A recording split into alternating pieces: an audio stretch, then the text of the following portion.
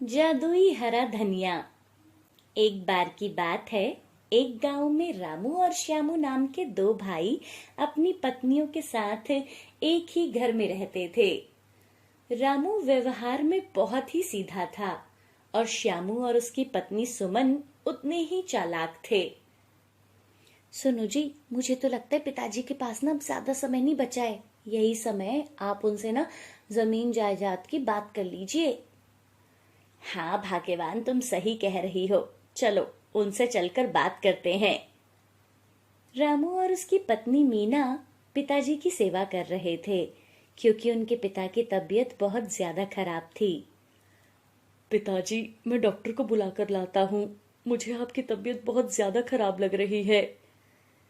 अरे नहीं नहीं बेटा, अब डॉक्टर को बुलाने का कोई फायदा नहीं है। लगता है अब मेरा समय बहुत नजदीक है। ऐसा मत बोलिए पिताजी, सब कुछ ठीक हो जाएगा, आपको कुछ नहीं होगा। पिताजी, मुझे आपसे जरूरी बात करनी है। वो जो हमारे खेत हैं, आपके जाने के बाद किसको कितना हिस्सा मिलेगा, मतलब पता तो होना चाहिए ना पिताजी। भैया, आप ये कैसी बातें कर रहे हो? पिताजी की तबीयत इतनी खराब है और आप ये सब बातें लेकर बैठ गए हो। क्या ये बात करने का सही समय है? अरे नहीं रामू, श्यामू बिल्कुल सही कह रहा है।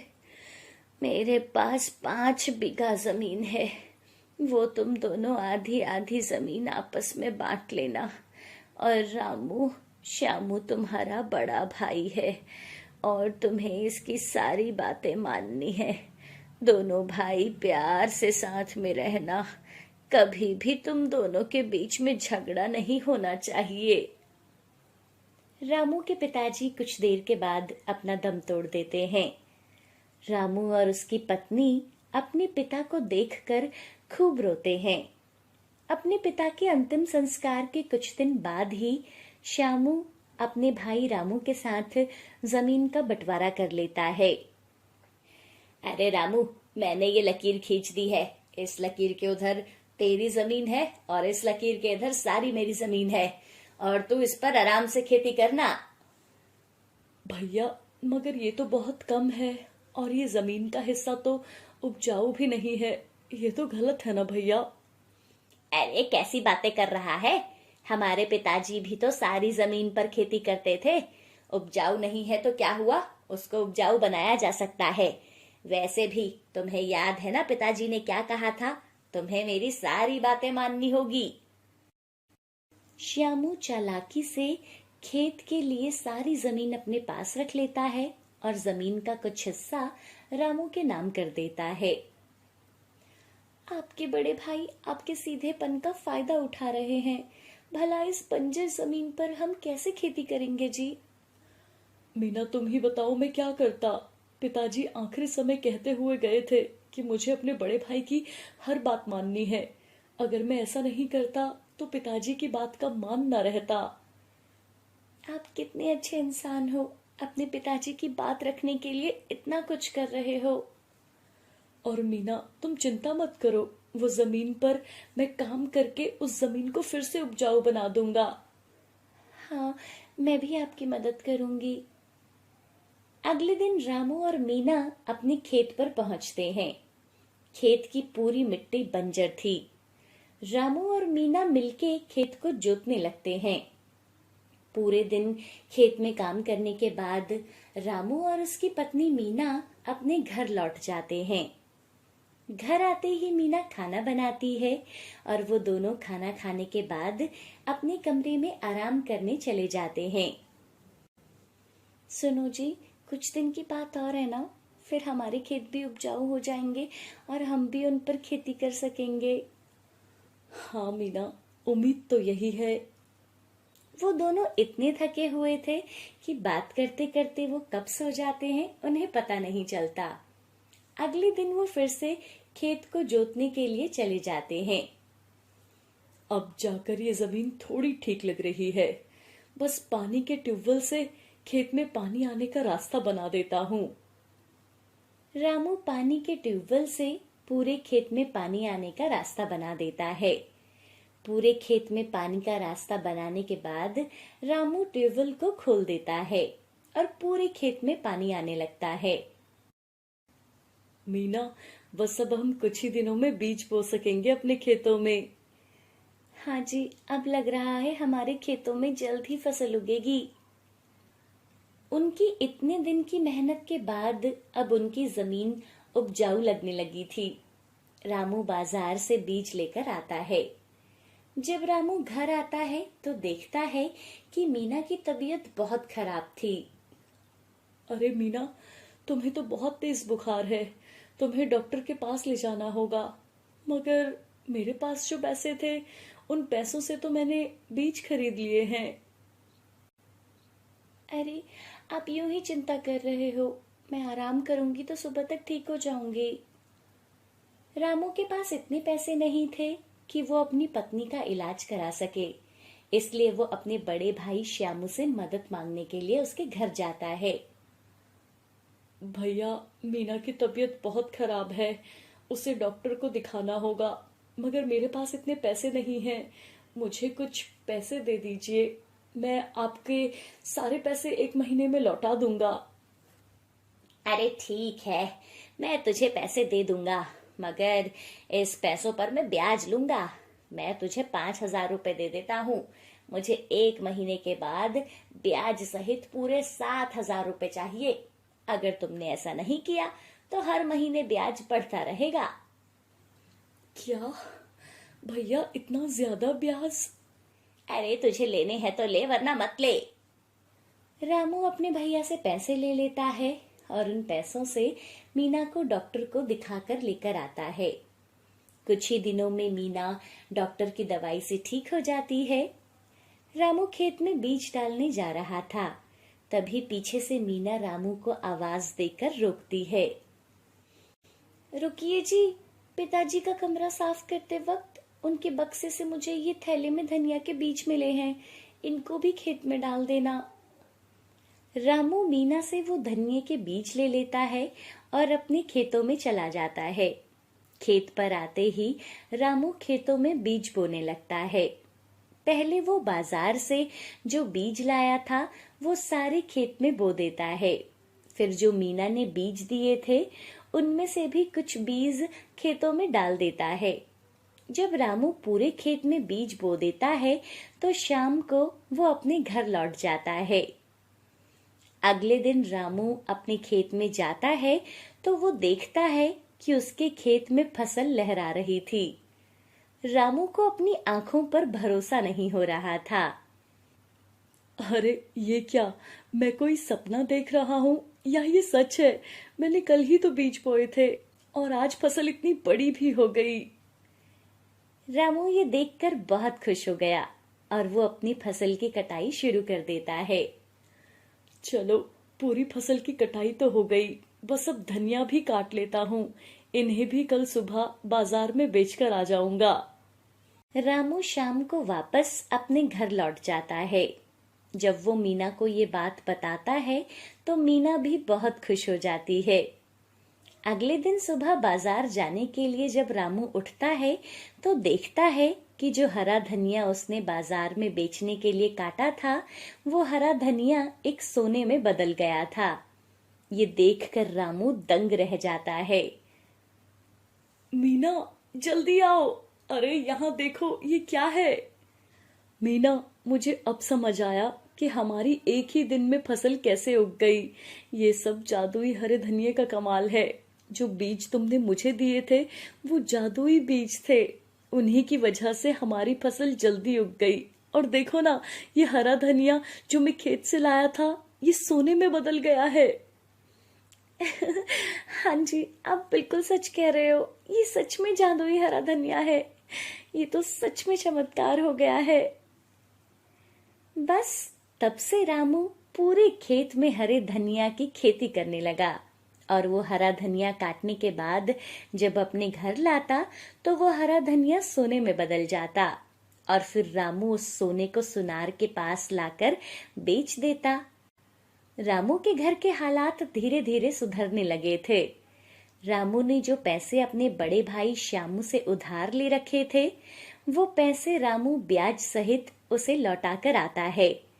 ऐसा करते करते रामू ने आसपास के कई खेत खरीद लिए और उनका कच्चा घर भी अब पक्के घर में बदल जाता है।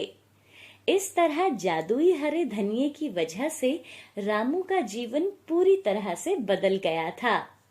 एक बार की बात है, सुनील नाम का एक आदमी अपनी पत्नी सुमन और अपनी माँ के साथ एक गांव में रहता था। वो पापड़ बेचने का काम किया करता था और पूरे दिन वो पापड़ बेचता था, मगर उसके पापड़ ज्यादा न बिकने के कारण उनका घर बड़ी मुश्किलों से चल पाता था। रमेश गांव में लोगों को पैसे उधार दिया करता था। सुनील ने भी रमेश से काफी पैसे उधार ले रखे थे। आए दिन वो उसके घर आया करता था और उसको धमकी दिया करता था। रोज की तरह सुनील आज भी खाली हाथ ही घर लौटता है। आज भी कमाई नहीं हुई भाग्यवान, 1 रुपए की भी कमाई नहीं हुई। क्या आज भी कमाई नहीं हुई? अरे घर में अन्न का दाना तक नहीं है, ऊपर से हम पर इतना सारा कर्ज है और ये घर भी तो गिरवी है रमेश के पास। आज वो अपने आदमियों को लेकर आया था, बोल कर गया है कि अगर कल तक पैसे नहीं दिए तो ये घर खाली कर देना। ये सब इस कलमुही की वजह से हुआ है। अरे जब से ये हमारे घर में आई है तब से हमारे घर में बुरा ही बुरा हो रहा है। माँ, आप ऐसे क्यों बोल रही हो? इसमें सुमन की क्या गलती है? भाग्यवान, तुम माँ की बातों का बुरा मत माना करो, वो गुस्से में कुछ भी बोल देती है। आज आखिरी बार इस बिस्तर पर रात गुजार लेते हैं, क्या पता कल रास्ते पर ही हमें सोना पड़े। हमें सच में ये घर छोड़कर जाना पड़ेगा क्या? तुम कहीं से पैसों का इंतजाम क्यों नहीं कर सकते? घर में 1 फूटी कौड़ी तक नहीं है, भला इतने पैसे कहाँ से आएंगे? काश हमारे पास रुपयों का एक पेड़ होता। हमें कभी भी पैसों की जरूरत पड़ती ना तो हम उससे जितना चाहे उतना मांग लेते। अरे सुमन, ऐसा तो बस सपनों में होता है। अगर ऐसा होता तो हमें कुछ काम करने की जरूरत नहीं होती। जब भी मन करता तो बस पेड़ से पैसे तोड़ लेते। हे भगवान, हमने तो कभी किसी का बुरा नहीं किया, तो आप हमारे साथ ऐसा क्यों कर रहे हो? अरे नहीं नहीं सुमन, ऐसा मत बोलो। भगवान को इसके लिए क्यों दोष दे रही हो? ये तो बस भगवान हमारी परीक्षा ले रहे हैं। तुम्हें याद है हमारी शादी के वक्त पंडित ने क्या कहा था? उन्होंने कहा था कि हमारा कुछ समय के लिए बुरा समय चलेगा और उस समय हमें अपनी हिम्मत नहीं हारनी है। लगता है पंडित जी इसी बुरे समय के बारे में बोल रहे थे। हाँ, मुझे अच्छे से याद है। तुम हिम्मत मत हारो, हमें हिम्मत से इस बुरे समय को साथ मिलकर गुजारना है। तुम देखना, ऊपर वाला सब कुछ ठीक कर देगा। चलो अब तुम सो जाओ, रात बहुत ज्यादा हो गई है। सुमन सो रही थी, तभी उसे एक सपना आता है जिसमें वही पंडित उसे बोलते हैं, ये है एक जादुई जामुन का पौधा। ये कोई आम पौधा नहीं है। अगर तुम इस पौधे पर पानी डालोगे तो ये पौधा पेड़ बन जाएगा और इसकी हर एक डाली पर पैसे लगे होंगे। मगर ध्यान रहे, अगर ये पौधा कोई दूसरा व्यक्ति यहाँ से निकाल कर कहीं और ले जाएगा तो इस पौधे पर अगर वो पानी डालेगा तो वो व्यक्ति जीवन भर के लिए नहीं चल पाएगा। अगले दिन जब सुमन उठती है तो वो अपने आंगन में जाती है और देखती है वही जामुन का पौधा जो उसने सपने में देखा था उसके आंगन में लगा हुआ था। अरे अरे ये तो वही जामुन का पेड़ है जो उन पंडित ने मुझे मेरे सपने में आकर बताया था और उन्होंने कहा था कि ये हमारे घर के आंगन में लगाया है उन्होंने। हो, मुझे तो अपनी आंखों पर विश्वास ही नहीं हो रहा है। सुनो जी, अजी सुनो, जल्दी से यहाँ आओ। अरे क्या हो गया भाग्यवान, क्यों आवाज लगा रही हो? अरे देखो देखो, ये पेड़ ना, ये जादुई जामुन का पेड़ है। ये कोई आम जामुन का पेड़ नहीं है, इस पेड़ से पैसों की बारिश होती है। मैंने रात में सपना देखा था, सपने में वही पंडित जी मेरे सपने में आए थे और उन्होंने ये जादुई जामुन का पेड़ हमारे आंगन में लगाया और कहा कि इस पेड़ से पैसों की बारिश होगी। अरे सुमन, तुम कैसी बहकी बहकी बातें कर रही हो। ये बस सपनों में ही होता है, हकीकत में नहीं। अरे, आपको मेरी बातों पर विश्वास नहीं हो रहा ना? रुको, मैं अभी आपको दिखाती हूँ। सुमन घर से पानी लेकर आती है और उसे उस पौधे पर डालती है। पौधे पर पानी गिरते ही वो पौधा एक बड़े जामुन के पेड़ में बदल जाता है और उस पेड़ की हर डालियों पर जामुन की तरह पैसे लगे होते हैं और वो पैसे एक एक करके गिरने लगते हैं। ये देखकर सुनील और सुमन बहुत खुश हो जाते हैं। अरे सुमन, मुझे तो अपनी आंखों पर विश्वास ही नहीं हो रहा है। ये तो सच में पैसों की बरसात हो रही है। ऊपर वाले तेरी जय हो। सुनील और सुमन उन पैसों को इकट्ठा कर लेते हैं और जादुई जामुन का पेड़ फिर से एक पौधे में बदल जाता है। कुछ देर के बाद रमेश अपने आदमियों के साथ सुनील के घर आता है। सुनील, अरे ओ सुनील, अरे जल्दी घर से बाहर निकल, मुझे मेरे उधार का पैसा वापस कर, नहीं तो ये घर अभी खाली कर। तभी सुनील घर से बाहर आता है और रमेश के सारे पैसे उसे दे देता है।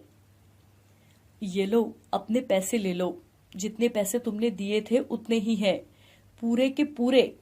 और अब हमें आगे से कर्ज लेने की जरूरत नहीं है। रमेश फिर उन पैसों को लेकर वहां से चला जाता है। फिर धीरे धीरे सुनील के जीवन में काफी सुधार आने लगा था। उसने अपना कच्चा मकान पक्का बना लिया था। सुमन और अपनी माँ के लिए उसने गहने और साड़ियां भी ले ली और एक बड़ी गाड़ी भी ले ली। फिर वो जादुई जामुन के पेड़ पर पानी देता रहा और उस जादुई जामुन के पेड़ ने उन्हें काफी धन दौलत दी। सुनील की चर्चा अब दूर दूर गांव में होने लगी थी। सुनील के घर रोज सुबह लोगों की लाइन लग जाती थी। वो पैसों और कपड़ों को भी लोगों में दान करता था। ये सब देखकर रमेश को अच्छा नहीं लग रहा था, क्योंकि रमेश गांव का सबसे अमीर आदमी था। जब वो सुनील की अपने से ज्यादा चर्चा सुनने लगा तो वो उससे चिढ़ने लगता है। अरे, अब कोई भी गांव में मेरे बारे में बात नहीं कर रहा है। सुनील की वजह से गांव में मेरा नाम तो बहुत खराब हो गया है। अब कोई भी मुझसे उधार मांगने आता ही नहीं। कुछ दिन पहले तो मेरे आगे पैसों के लिए गिड़गिड़ाता था, आज वो लोगों में इतना दान कर रहा है। मुझे तो कुछ गड़बड़ लगती है। रमेश अब सुनील पर नजर रखने लगता है। एक दिन वो उन्हें जादुई जामुन के पेड़ में पानी डालते हुए देख लेता है और जब वो पेड़ से पैसे गिरते हुए देखता है तो वो चौंक जाता है।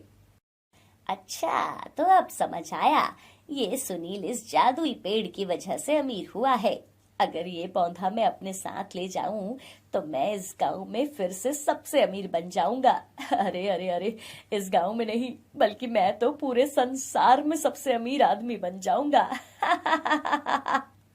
रात को जब सब सो जाते हैं, रमेश चुपके से उनके घर जाकर वो जादुई जामुन का पेड़ चुरा लेता है और उसे अपने घर ले आता है। घर आते ही वो पौधा अपने आंगन में लगा देता है। जैसे ही वो उस पौधे पर पानी डालता है तभी उसके पैर काम करना बंद कर देते हैं और वो जमीन पर गिर जाता है। पैरों में दर्द होने की वजह से वो चिल्लाने लगता है। अरे अरे, ये क्या हो रहा है? अरे, मेरे पैर में इतना दर्द क्यों हो रहा है? अरे, मैं चल क्यों नहीं पा रहा? अरे, कोई है? अरे, मुझे कोई बचाओ। कुछ देर बाद सुनील और सुमन दोनों वहां आ जाते हैं। देखो देखो, मैंने तुमसे कहा था ना कि रमेश ने ही हमारा जामुन का पौधा चुराया होगा। हाँ भाग्यवान, तुमने ठीक कहा था। इस रमेश ने ही हमारा जामुन का पेड़ चुराया। अब देखो कैसे लाचार जमीन पर पड़ा है। अब जिंदगी भर ये ऐसे ही अपने लालच के कारण बिस्तर पर पड़ा रहेगा। इस तरह रमेश अपने लालच की वजह से जिंदगी भर नहीं चल पाता और दूसरी तरफ सुनील और सुमन अपना जीवन हंसी खुशी व्यतीत करने लगे थे।